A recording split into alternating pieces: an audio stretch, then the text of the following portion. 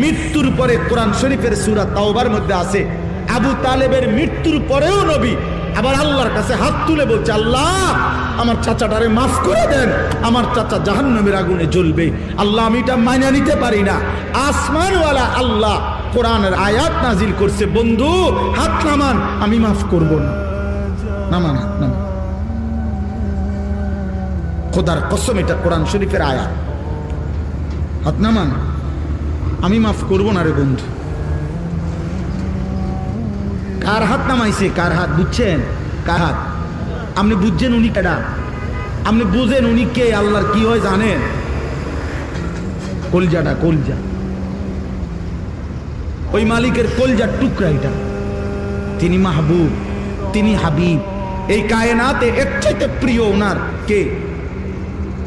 তো তার হাত নামাই দিছে বেটা, ওনার হাত নামাই দিছে। নামান, আপনি হাত নামান।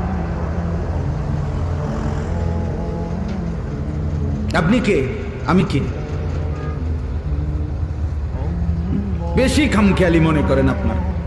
ইব্রাহিম আলাইহিস সালাম কোরআন শরীফে আছে, ইব্রাহিম আলাইহিস সালাম ওনার আব্বা আজরকে জাহান্নাম থেকে বাঁচাবার জন্য কত লক্ষবার যে কাকুতি মিনতি করছে কোরআনের মধ্যে আছে। শত শতবার ইয়া আবাতি, ইয়া আবাতি, ইয়া আবাতি, ইয়া আবাতি কোরআন শরীফে আছে। আব্বা, এই আব্বা, এই আব্বা, আব্বা আপনি ইমান আনেন, ওই বাপ ইমান আনেন, বাপ ইমান আনেন, ইমান আনেন, ইমান আনেন। আপনার জাহান্নামের আযাব ধরে ফেলবে রে আব্বা, আপনি শয়তানের গোলামি করেন না রে আব্বা।